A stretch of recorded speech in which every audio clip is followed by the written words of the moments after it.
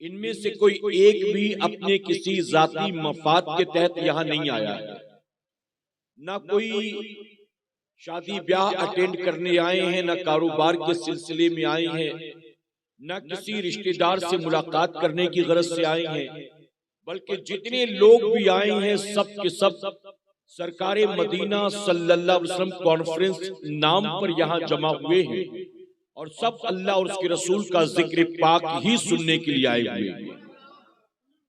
اللہ کے پیارے محبوب صلی اللہ علیہ وسلم فرماتے ہیں، اللہ تبارک تعالیٰ اپنے جس بندے کو بخشنا چاہتا ہے اسے اپنے ذکر کی محفل میں بھیج دیتا ہے۔ تو میرے پیارے آقا کے پیردوانوں، ہم یہاں یوں ہی نہیں آ کر بیٹھے ہیں، بلکہ ہم اللہ کی توفیق سے یہاں آ کر بیٹھے ہیں، اور اسی لیے میں کہتا ہوں کہ ان محفلوں میں آیا نہیں جاتا، ان محفلوں میں رب کی طرف سے بلایا جاتا ہے۔ اس پروگرام کا پیغام نہ جانے کتنوں تک پہنچا ہوگا، میسیجز بھی دیکھے ہوں گے، اشتہارات بھی دیکھے ہوں گے، لیکن ہر میسیج اور اشتہار دیکھنے والے کو آنے کی توفیق نہیں ہوئی۔ توفیق اللہ تبارک تعالیٰ نے انہی خوش نصیبوں کو عطا کیا کہ میرے نبی فرماتے ہیں اللہ جنہیں بخشنا چاہتا ہے انہیں اپنے ذکر کی محفل میں بھیج دیتا ہے۔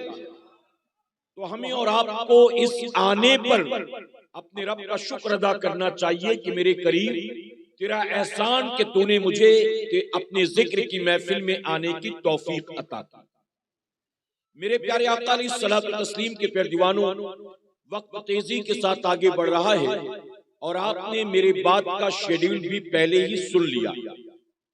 میں بھی تیزی کے ساتھ آگے بڑھوں گا اس گزارش کے ساتھ کہ یہاں جتنے حضرات موجود ہیں جسم کے ساتھ ذہن کو حاضر رکھ کر میری گفتگو کو سنیں گے تو میری بات یقیناً ان کے دل و دماغ میں اتر جائے گی، اور جنہوں نے مجھے پہلے سنا ہے لائیو یا سوشل میڈیا پر، وہ جانتے ہیں کہ میں لوگوں کے جذبات سے کھیل کر نعرے والی تقریر نہیں کرتا، بلکہ میری تقریر بھی اپنی قوم کے لیے ایک تربیت ہوا کرتی ہے۔ اور میں علماء کی موجودگی میں یہ بات عرض کر دوں، میں بیان کو مٹھائی نہیں سمجھتا ہوں، میں بیان کو دوائی سمجھتا ہوں۔ مٹھائی آدمی مزے کے لیے کھاتا ہے اور دوائی آدمی شفا کے لیے کھاتا ہے۔ مٹھائی آدمی اپنی مرضی کے مطابق کھاتا ہے اور دوائی آدمی اپنی مرض کے مطابق کھاتا ہے۔ جب کوئی مریض ڈاکٹر کے پاس جاتا ہے تو ڈاکٹر اس کی بیماری دیکھتا ہے، زبان کا ذائقہ نہیں دیکھتا ہے۔ ڈاکٹر مرض دیکھ کر دوا پرسکرائب کرتا ہے، وہ یہ نہیں پوچھتا کہ تمہیں میٹھا پسند ہو تو میٹھی دوائیاں دے دوں، تمہیں چٹکارا پسند ہو تو تمہیں تھوڑی سپائسی دوائیاں دے دوں، تمہیں سالٹڈ کھانے کا شوق ہو تو تمہیں نمکین دوائیاں دے دوں۔ مریض کے مرض کو ڈاکٹر دیکھتا ہے، زبان کے ذائقے کو نہیں دیکھتا۔ اور اسی لیے میں بھی جب تقریر کرتا ہوں تو میں اپنی تقریر میں آپ کیا سننا چاہتے ہیں یہ نہیں دیکھتا، بلکہ آپ کو کس چیز کی ضرورت ہے میں یہ دیکھتا ہوں۔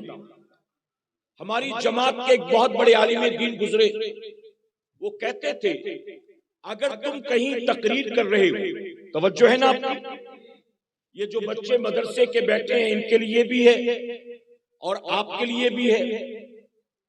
ہماری جماعت کے ایک بہت بڑے عالم دین گزرے، وہ کہتے تھے اگر تم کہیں تقریر کر رہے ہو اور تمہیں سننے کے لیے 200 لوگ آئے ہیں اور تم نے 1 گھنٹے تقریر کی، اور 1 گھنٹے کی تقریر میں تم نے اپنی قوم کو کچھ نہیں دیا، تو فرماتے ہیں کہ تم نے اپنی زندگی کا 1 گھنٹہ نہیں، تم نے اپنی قوم کے زندگی کے 200 گھنٹے برباد کیے۔ آج آپ بتائیں کہ جب جوان بیٹا باپ کی بات سننے کو تیار نہیں، جب بیوی شوہر کی بات سننے کو تیار نہیں، جب چھوٹے بھائی بہن بڑے بھائی بہن کی بات سننے کو تیار نہیں، ایسے میں اگر آپ ہماری باتیں سننے کے لیے آ کر بیٹھ جاتے ہیں تو پھر ظاہر ہے کہ ہمیں نہ اپنا وقت ضائع کرنا ہے نہ آپ کا وقت ضائع کرنا ہے، بلکہ جب لوگ سب کچھ چھوڑ چھاڑ کر آتے ہیں علماء کی گفتگو سننے کے لیے تو ضرورت اس بات کی ہے کہ آنے والوں کو دیکھا جائے کہ انہیں کون کون سی بیماریاں ہیں اور انہی بیماریوں کے اعتبار سے آنے والوں کا علاج کرنے کی کوشش کی جائے۔ آپ کہیں گے ہمیں کون سی بیماری ہے؟ اگر بیمار ہوتے تو گھر کے بستر پر ہوتے، میدان میں آ کر کیوں بیٹھتے؟ ہمیں تو کوئی بیماری نہیں۔ آپ کو لگتا ہے کوئی بیماری نہیں، لیکن میں آپ کو بتاؤں آپ کو کتنی بیماریاں۔ آج ہماری سوسائٹی میں اتنی ساری بیماریاں پھیل چکی ہیں کہ جس کا ہمیں اور آپ کو اندازہ بھی نہیں۔ یہ جھوٹ بولنا یہ بیماری نہیں ہے کیا؟ بتاؤ جی، یہ بیماری ہماری سوسائٹی میں ہے کہ نہیں؟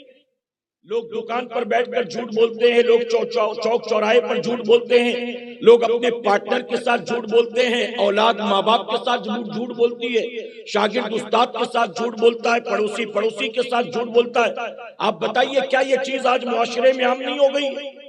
ایک دوسرے کی غیبت کرنا کیا یہ بیماری نہیں ہے؟ گالی گلوچ کرنا کیا یہ بیماری نہیں ہے؟ میرے پیارے آقا علیہ الصلوۃ والتسلیم کے پیروانوں، یہ دو تین چیزیں میں نے آپ کو گنائی، یہ ایسی بیماریاں ہیں جو سوسائٹی میں عام ہو چکی ہیں، اور ان بیماریوں کا مریض اپنے آپ کو مریض سمجھتا ہی نہیں۔ شراب پینا بیماری ہے، سود کھانا بیماری ہے، کم ناپنا تولنا بیماری ہے، کم ناپنا کم تولنا بیماری ہے، وعدہ خلافی کرنا بیماری ہے، کسی پر بہتان عائد کرنا بیماری ہے، ناچ گانے سننا پسند کرنا بیماری ہے، نمازیں جان بوجھ کر چھوڑ دینا بیماری ہے، بلا عذر شرعی رمضان کے روزے نہ رکھنا بیماری ہے، مسلمان ہو کر قرآن کی تلاوت سے نہیں بلکہ ڈول گاجے باجے سے محبت کرنا یہ بیماری ہے۔ آپ بتائیے کون کون سی بیماری میں گناؤں؟ آج ہمارے معاشرے میں شراب پینے والے لوگ موجود ہیں، پوری رات پب جی کھیلنے والے، پوری رات یوٹیوب پر گندی فلمیں ڈرامے کھیل تماشے دیکھنے والے، نمازیں قضا کر کے کرکٹ کا میچ دیکھنے والے، آئی پی ایل اور ورلڈ کپ کے چکر میں ایک کر کے 5 وقت کی نمازیں قضا کرنے والے۔ آپ بتائیے کیا یہ بیماری نہیں ہے؟ آج ہماری سوسائٹی میں بے حیائی کی، بے غیرتی کی، عریانیت کی، بے پردگی کی کیسی بیماریاں پیدا ہو گئی ہیں، اور ہمارے ان جلسوں میں آج ضرورت اس بات کی ہے کہ آج ایسی بیماریوں کا شروع سے آخر تک علاج کرنے کی کوشش کی جائے۔ میرے پیارے آقا کے پیروانوں، آپ مجھے بتائیں اگر کسی ایک مرض کا مسلسل علاج کیا جائے تو آرام ہوگا کہ نہیں ہوگا؟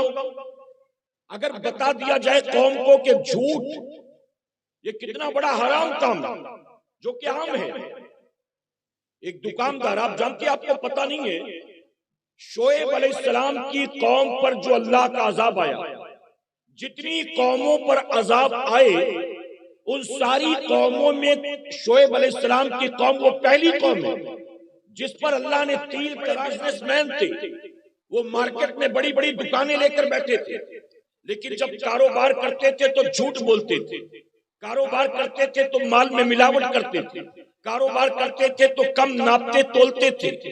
اللہ کے نبی شعیب علیہ السلام نے بار بار سمجھایا، کہا اللہ نے تمہیں حلال روزی کا ذریعہ دیا، اللہ نے تمہیں بے پناہ نعمتیں دی، تمہیں اللہ کا شکر ادا کرنا چاہیے، تمہیں کاروبار میں چند پیسوں کے منافع کے چکر میں جھوٹ نہیں بولنا چاہیے، تمہیں کم نہیں تولنا چاہیے، تمہیں مال میں ملاوٹ نہیں کرنی چاہیے۔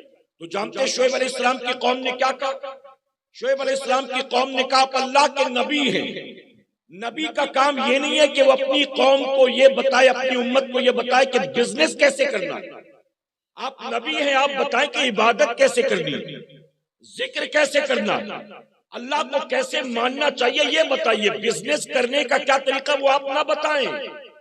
ہمارے باپ دادا پردادا سارے کاروباری تھے، بزنس ہماری رگوں میں دوڑتا ہے خون کے ساتھ، ہم پیدائشی کاروباری لوگ ہیں، کاروبار کیسے کرنا ہے، مال میں منافع کیسے کمانا یہ ہم جانتے ہیں، آپ ہمیں یہ نہ سکھائیں۔ آپ نبی ہیں، آپ ہمیں بتائیں کہ عبادت کیسے کی جائے. نبی کی ڈیوٹی ہے عبادت کا طریقہ بتلائے، کاروبار کرنے کا طریقہ آپ ہمیں نہ بتائیں. تو اللہ کے نبی شعیب علیہ السلام بار بار ان کو سمجھاتے رہے، اللہ نے تمہیں حلال روزی کا ذریعہ دیا ہے، جھوٹ بول کر حرام کیوں کرتے ہو؟ اللہ نے تمہیں حلال روزی کا ذریعہ دیا ہے، مال میں ملاوٹ کر کے اسے حرام کیوں کرتے ہو؟ اللہ نے تمہیں حلال روزی کا ذریعہ دیا ہے، تم اسے کم ناپ تول کر حرام کیوں کرتے ہو؟ اللہ نے جتنا دیا ہے اللہ کا شکر ادا کرو. اگرچہ 4 پیسے کم کماؤ گے لیکن کمائی حلال کی ہوگی، اللہ اس میں برکت عطا کرے گا. تم جھوٹ بول کر کم تول کر اس کو حرام نہ کرو. لیکن قوم ماننے کو تیار نہیں تھی. اللہ کے نبی بار بار سمجھاتے رہے، لیکن جب قوم باز نہ آئی، اللہ نے قوم شعیب پر 3 عذاب مسلط کر دیا. آج ہم بھی کسی کو سمجھاتے ہیں نا کہ جھوٹ مت بولو، تو کہتے ہیں حضرت جھوٹ نہیں بولیں گے نا تو بازار میں ایک دن ٹکنا مشکل ہو جائے گا. جھوٹ نہیں بولیں گے تو دکان کا بھاڑا نہیں نکلے گا. جھوٹ نہیں بولیں گے تو بیٹی کی شادی کیسے کروائیں گے؟ جھوٹ نہیں بولیں گے تو امی ابا کو حج کیسے کروائیں گے؟ جھوٹ نہیں بولیں گے تو بچوں کی فیس بھی نہیں بھر سکیں گے.